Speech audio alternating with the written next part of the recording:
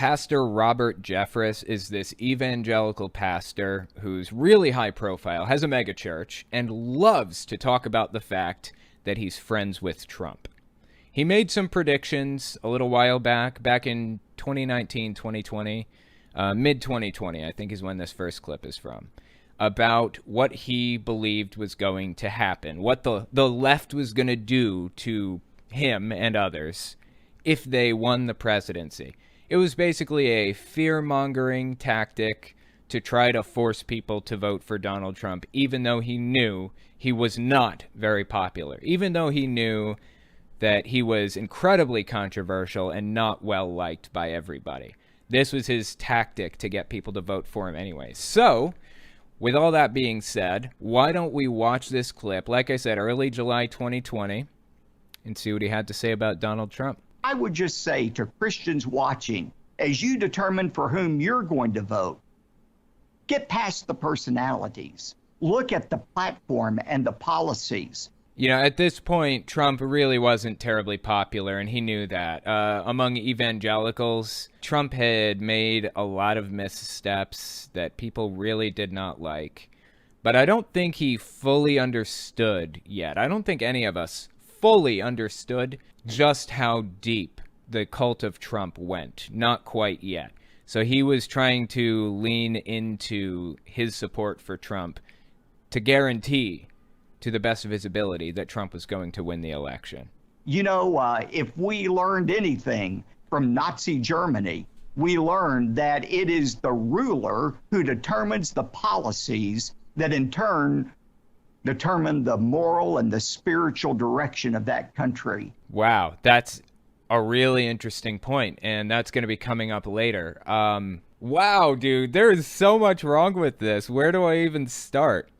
So is he comparing himself and his party, Republicans and Donald Trump, to Hitler? It seems like that's what he's doing, right? He's saying, we learned from Nazi Germany that, you know, the ruler determines what the culture is going to be. I know you don't like Donald Trump, but you got to vote for him because we want him to rule the country and form out the culture. I know that he's specifically talking about the fact that he wanted Donald Trump to form out the policies of the country or whatever, not necessarily the culture. I get he wasn't talking about the culture specifically, but he's absolutely right. The leadership does, to some degree, form out the culture of the country. Fox News has driven a wedge right down the middle of American culture, and it's almost like there are two United States at this point. There's basically the right-wing extremists, the Trump cultists, and everybody else. That's pretty much what it's like at this point. And this was July of 2020. I didn't fully realize how far this had come until January 6th, 2021, I think. I mean, I knew that it was getting bad, really bad, but I didn't really fully understand the full scope of it. I'm thinking maybe he didn't quite yet either. And for what it's worth, Robert Jeffress is an absolutely awful person and espouses absolutely terrible, terrible ideas. Anti-LGBT and all that stuff. But to his credit, after the election took place, he wrote an op-ed on Fox News website saying Biden won and we need to rally behind and pray for the new president, which is Joe Biden. To his credit, though he was, at least, friends with Donald Trump, he did stand behind the fact that the election was not fraudulent or rigged or whatever else. Keep listening, though. And that is why it's so important in this election that we not be one of those 30 million evangelicals who didn't vote in 2016, that we turn out and vote our convictions.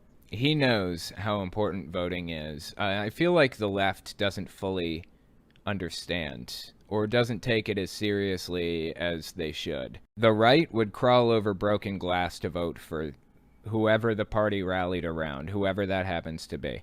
In this case, it was Donald Trump, and I foresee it being Donald Trump until the guy is not involved in politics anymore. The left can't seem to pull it together and vote for who the nominee is. I didn't like Hillary Clinton either. I didn't like Biden either. They were not my first picks, but I did vote for both of them. I did. If I didn't, then there was that much more of a chance it was going to be Donald Trump. This isn't the first instance of Jeffress going up there and defending Donald Trump, though. Even though he knows Trump does not represent his values in any way, shape, or form. He went on Jim Bakker's show. In fact, this is an appearance on Jim Bakker's show, but this is a different appearance. This is late February 2020. And he went on Jim Bakker's show then also to talk about this. So give this one a watch. Donald Trump, you think evil of him because he says something that you don't understand. But you know what? He says something that you don't understand? What? Because he says something that you don't understand. That you don't understand. Wow, that's interesting. Well, I think everybody fully understands what Donald Trump says. It's just deeply, deeply hypocritical for evangelicals to have this one set of beliefs or ideals or whatever and vote for somebody who says the things that Donald Trump says. In evangelicals' eyes, the guy should be viewed as a monster. Donald Trump has said things that I can't even repeat on here because it's so bad. The president of the United States saying really, really terrible stuff. Targeting people on Twitter and elsewhere, bringing down hate mobs on them, accusing people of things that they absolutely did not do. He's a bully and an awful person. Donald Trump is. He always has been. That's ostensibly supposed to be outside of the moral values of evangelicals. But here we sit with Jim Bakker endorsing the dude and saying, you just don't understand what he was saying. You need to vote for him anyways. But you know what? The people that hate Trump swear worse than that in the streets every day, all the time. Right. Absolutely. Yeah. Yeah, I do. I swear a whole lot more than, well, I don't know. Donald Trump does swear a lot. That's not the point. I'm not telling you to vote for me. I'm telling you that if you have a problem with swearing or bullying or whatever else, you are ethically bound to not vote for Donald Trump. Or be a hypocrite, one or the other. This doesn't seem to register with them. They're not picking up on this. This doesn't make sense to them. You know why? Because they understand that participation wins them elections. Well, participation and gerrymandering and things like that. Working the system against itself, basically. Talking about a language, let's get real. Every president, with perhaps the exception of Jimmy Carter, every president we've had in recent history, Republican and Democrat, has used salty language. They have. Every one of them, and ones you know well and I know of as well. Absolutely. Yes, I agree. However, Donald Trump used more of it, significantly more, and he was a lot more public about it than any of the others were. If you really do believe that quote-unquote salty language is bad, you should not be endorsing this guy. There was somebody that had significantly less of a potty mouth, if you will, than Donald Trump. Ted Cruz was the last guy to drop out in 2016 in the primaries. He didn't publicly use language like Donald Trump publicly used. Ted Cruz would have been the more Christian or the more ostensibly Christian choice.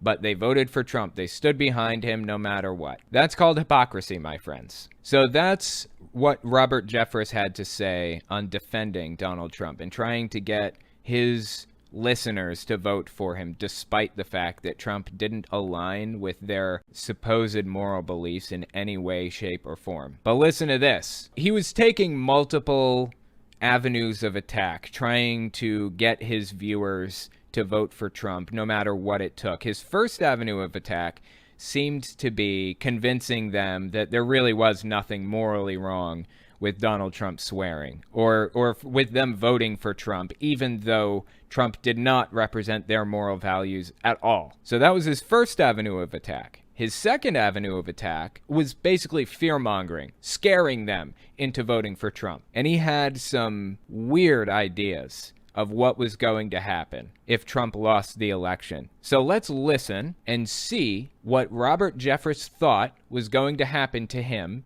and the rest of the right if Trump lost the election. June 12th, 2020. I mean, once the left, if they succeed, they don't only want to dismantle our current police, they want to replace our current police with the thought police who go around patrolling every thought that they find objectionable. Okay, I haven't heard that policy platform from anybody that was running for president.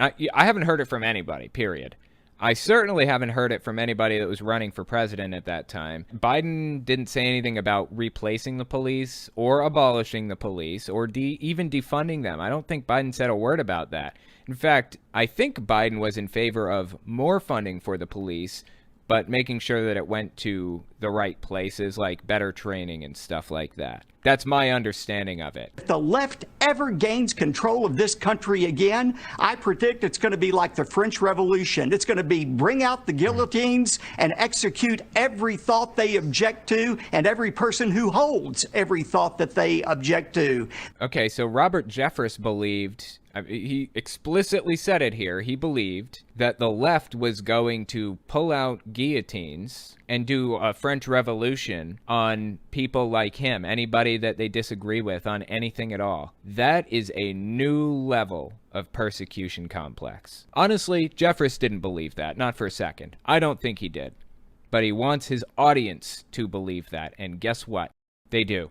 They do believe it. Building on this persecution complex like these hate preachers do builds a sense of camaraderie, group loyalty, trying to insulate the members into the cult, trying to get them more involved in it and less involved in the rest of the world. That's kind of the goal behind the persecution complex. And you can see every extremist movement, every cult through history employ the persecution complex to some degree. That is what we're seeing here. Plain and simple. I do find it ironic, though, that the right brought gallows to the Capitol on January 6th. In the same spirit as a guillotine, I suppose. Isn't that interesting? That is why what happens in November is so crucial. The future of our nation is at stake here. Yeah, this is plain and simple fear-mongering. Nothing more, nothing less. And it's trying to get his audience worked up into a blood frenzy because they believe that they're persecuted. White, straight men in America are being persecuted. That's how they win votes from people. By the way, the guy on the left here, Lou Dobbs is his name. He was on Fox Business, and he was an up-and-coming host. He was very, very popular in a lot of ways. I believe Lou Dobbs got canceled by Fox News. What was it for? It was real quiet. It was a quiet event. Fox News canceled Lou Dobbs, and nobody really heard about it. Nobody made a big deal about it. And it was because this is an article on CNN. Although Fox isn't saying the timing of Dobbs' cancellation Friday appears to be no coincidence. It took place 24 hours after Dobbs and Fox were named in a $2.7 billion defamation lawsuit filed by voting technology company Smartmatic. Wow, I didn't realize that. This was February 8th, 2021, I believe, when this CNN article was last updated. And this video released June 12th, 2020. So I guess Lou Dobbs was canceled within 9 months or so, give or take, of this happening, of this interview taking place. Robert Jeffress was a regular on Lou Dobbs' show and was about to get his own show on Fox Business. I'm not sure if Jeffress got his show or not. But yeah, Lou Dobbs is off the air now. I felt like there was a little bit more to the Dobbs story. I thought that there were some allegations against him, but maybe there weren't any allegations. Yeah, it looks like it was just the multi-billion-dollar defamation suit by Smartmatic. That's what it appears to be here. But anyway, don't want to spread false information about the allegations. I'm not sure. So, not going to spread it around. Those aren't the only clips that I brought of Jeffress, though. This one is actually a classic. It came out mid-June 2020, so roughly around the same time. And this is the clip that actually drew my attention to him in the first place. Give this clip a listen. This illustrates his deep misunderstanding of the concept of separation of church and state. Here's the question. There are those that would say that the separation clause of the Constitution would mandate that all public discourse be totally secular. Who wants that? I don't ever remember demanding that, wanting that, asking for that, nothing. Public discourse would be totally secular? What? Who did he say wants that? Here's the question. There are those that would say, Oh, there are those that would say. Okay, so it's like a weasel words type of situation. I don't know if you guys have heard this term before. Here's the definition of weasel words. A weasel word or an anonymous authority is an informal term for words and phrases aimed at creating an impression that something specific and meaningful has been said, when in fact only a vague or ambiguous claim has been communicated. So people will say, those were weasel words, what I just said. People will say. What people? Who says that? What authority are you referring to? That's an example of weasel words. He said there are those that would say. Those are weasel words, and you should try not to use those, certainly not in a formal setting like this. Nobody's saying that. Nobody wants all public discourse to be completely secular. do you believe that the separation clause mandates secular discourse? Look at the smile on the dude's face. He knows he just lined him up, pitching it down the center of the plate. He's about to knock it out of the park. He knows it. This is one of the few subjects that Robert Jeffress kind of harps on constantly, talks about it all the time. Do you believe that the separation clause mandates secular discourse? Well, first of all, there is no separation clause. That is incorrect, good sir. There is. In fact, it's actually called the Establishment Clause of the Constitution. Separation of church and state is a term that was coined to describe the Establishment Clause in the Constitution. The reason the Supreme Court exists in the first place is to basically interpret what the Founding Fathers meant when they said this thing or that thing in the Constitution. That's why they're there. That's the whole point. What did the Founding Fathers mean? What did they intend to be the case with this line or that line or whatever else? With the Establishment Clause, we don't actually have to wonder. We know exactly what the Founding Fathers meant and what they had in mind and what they intended, because one of the guys who wrote it, Thomas Jefferson, had a series of letters back and forth between Danbury Church in Danbury, Connecticut, where he talked about exactly what he meant when he described like the First Amendment and the Establishment Clause and all that stuff. We don't have to have anybody interpret it because he drew it out very specifically, exactly what he wanted the line between church and state to look like and where it should be placed. He was very specific. I've read the letters between himself and Danbury Church. So yeah, there's no quote-unquote separation clause. There is an establishment clause, which is what you're talking about here. And the establishment clause was described as separation of church and state by the guy who wrote it. It doesn't appear anywhere in the Constitution. Listen to these people clapping for this nonsense. There's no such thing as a separation of church and state in the Constitution. No, that's correct. It was letters to Danbury Church, but it was in reference to the Establishment Clause in the Constitution. That's what Jefferson was talking about. He is bastardizing this terribly. What the First Amendment says is Congress shall make no law regarding the establishment of religion or prohibiting the free exercise thereof. Our forefathers came from another country where there was a state-imposed church, where people were forced to worship. They wanted no part of that. They said, we're not going to allow government to establish a state church and coerce people to worship in it. That's all it says. Yeah, exactly. And that seems to be what evangelicals are trying to do right now. Establish a state church. And if they can't establish a state church and force people to worship, then they're going to work their way into positions of power and turn the government as religious as possible. You can't have a separation of church and state if religious zealots are running the government. There is no separation in that case. That's the problem here. We have allowed the atheists, the secularists, the humanists to hijack our Constitution and pervert it into something our forefathers never intended. That's what the problem is. Listen to these people just clapping away. Just clap, clap, clap. Wait, what's the saying? This is how democracy falls, with cheering and applause or something like. It's a Star Wars quote. Somebody finish that for me.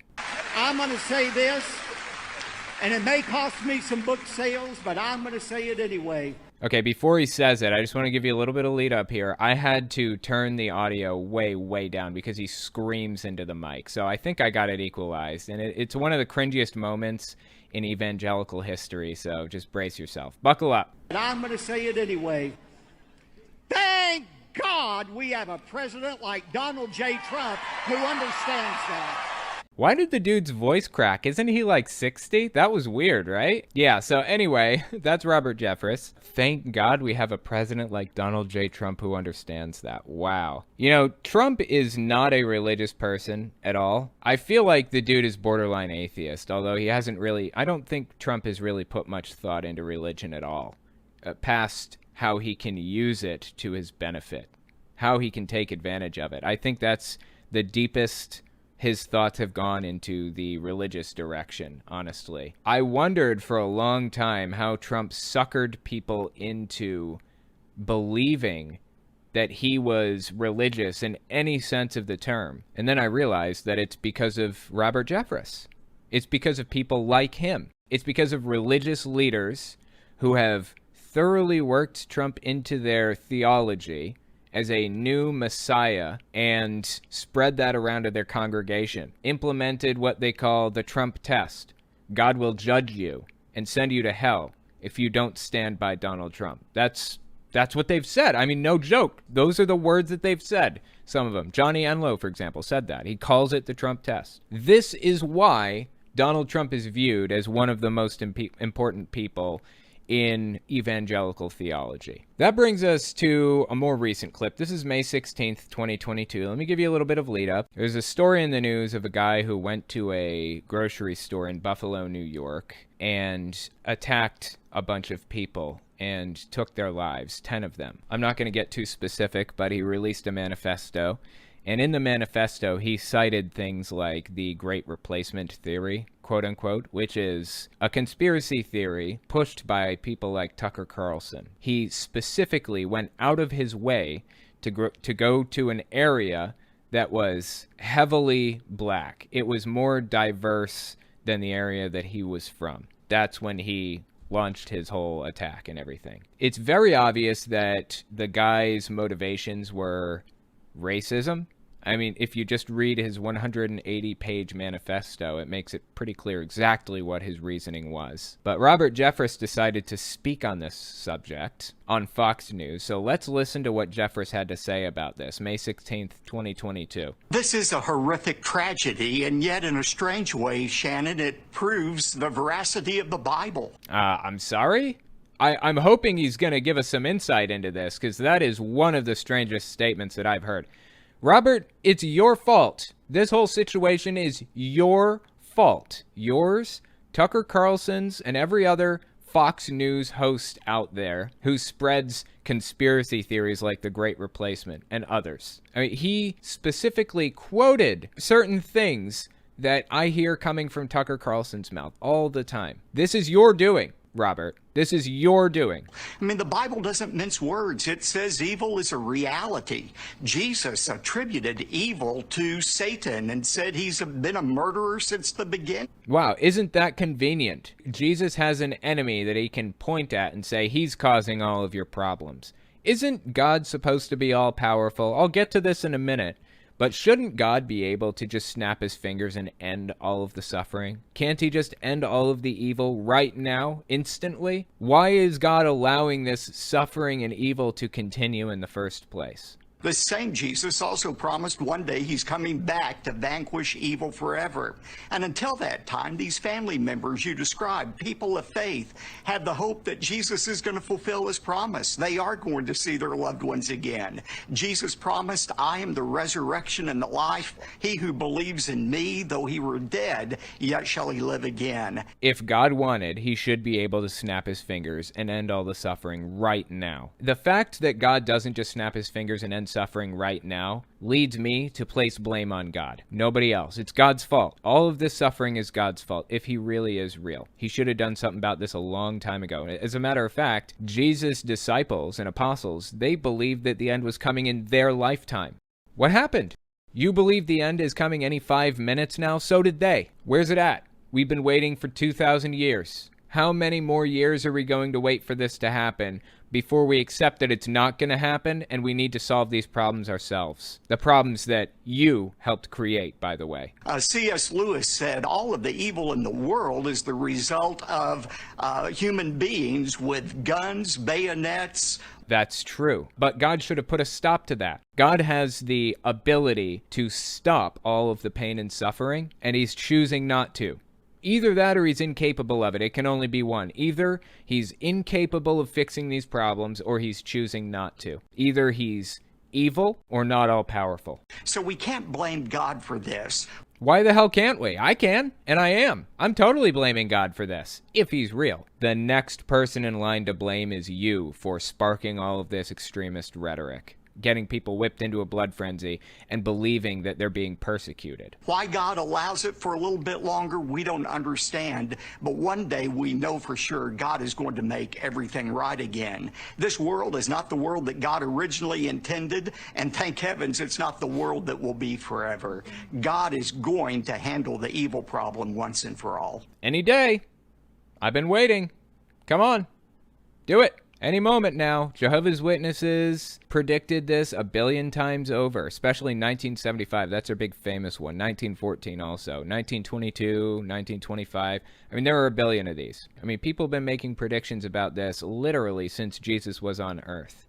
They believed this. They believed the end was right around the corner. Any 5 minutes now. And here we are. Listen to the next segment of this clip, May 16th, 2022. Psalm 34:18, the Lord is close to the brokenhearted and saves those who are crushed in spirit. What can we do against this evil, against people who are so drawn away and possessed? They're talking about the Buffalo guy.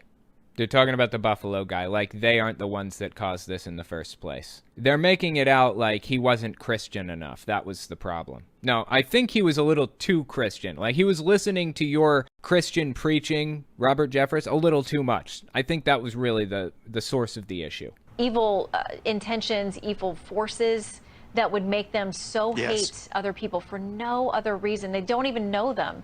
And to do something like this, how do we fight that kind of evil? Oh, there are a number of things we can do. Just want to say that. How do we fight this kind of evil? A strong campaign to filter out disinformation. There's something called fire hose propaganda. Russia employed this in 2014, and they've been employing it again recently. The idea is to spread as many lies and conspiracy theories as you possibly can through as many avenues as possible. Facebook, Twitter, news reports, the newspaper, everywhere. Every platform you have, spread as many different lies as possible. See which ones stick, see which conspiracy theories stick, and then amplify those even louder. That's the fire hose propaganda method. There are counters to it. As researchers at RAND put it, don't expect to counter the fire hose of falsehood with the squirt gun of truth.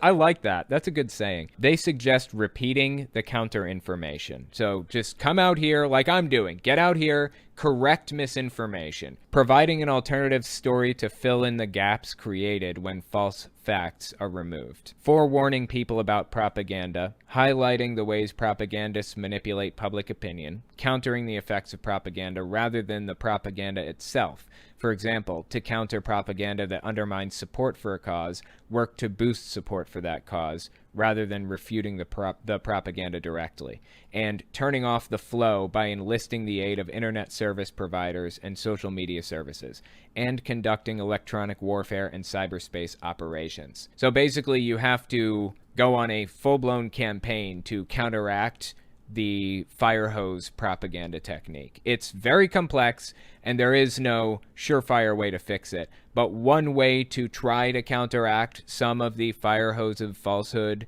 propaganda technique is coming out here, just like I'm doing. Get online and correct the record. Fix it. Tell people that's incorrect. Call them out on their misinformation. That's the best method that we've really got right now. That's what psychologists are saying. Let's keep listening. We fight that kind of evil. Well, I mean, look, we're not going to eliminate evil, but we ought to push back against it. Okay, so my explanation for how to kind of resolve this problem, or at least mitigate the damage from the falsehood, the fire hose of falsehood that Tucker Carlson and Robert Jeffress and others are spreading, which is leading to people like this Buffalo guy. My solution is to talk to psychologists about the best way to fix the fire hose propaganda technique. How do we turn off the fire hose, basically? I'm looking directly to science for the answers. So what's Robert Jeffress's answer? We ought to try to curb it, whether it's through increased police presence or banning posting of certain violent images, or how about teaching our children and teenagers that they're not biological accidents. They were created by a God who loves them and to whom they're accountable. Genius. Yeah, that sounds genius. Just make people go to church more, and that'll totally, absolutely solve the problem of racism. Genius. But ultimately, we have to understand that racism is not a political problem. It is a spiritual problem, and it can only be solved with a spiritual solution. You can't legislate it away. Okay, interesting. You can actually pass legislation that mitigates the damage done by people like Tucker Carlson. Let me give you a prime example of some legislation that you could pass that would alleviate a lot of this problem. There's something called the Fairness Doctrine. The Fairness Doctrine of the United States FCC was introduced in 1949, and it was a policy that required the holders of a broadcast license both to present controversial issues of public importance and to do it in a manner that fairly reflected differing viewpoints. So basically, if you call yourself a news source or a news station, you have to report on certain issues and you have to report on it fairly. It was a way to prevent the fire hose of falsehood from spreading. Although I think fire hose is a fairly new propaganda technique. I don't think it's been named for very long. Russia really put it to the test on a grand scale in 2014. So anyways, that would be a really good piece of legislation. Bring that back. That was abolished a long time ago, and we see the results of it now. So here's my question. Is he playing dumb, or does he really not understand why Republicans are responsible for this? Does he know who's to blame here? That's my question. Let me know in the comments. I'd normally release a long-form video with drawings and everything on Sunday, but I literally just found out my daughter's grandmother died, on her mom's side. We're all dealing with that right now. So I'm uploading an episode from my Fireside Chat channel this week. Hopefully you guys enjoy it just the same.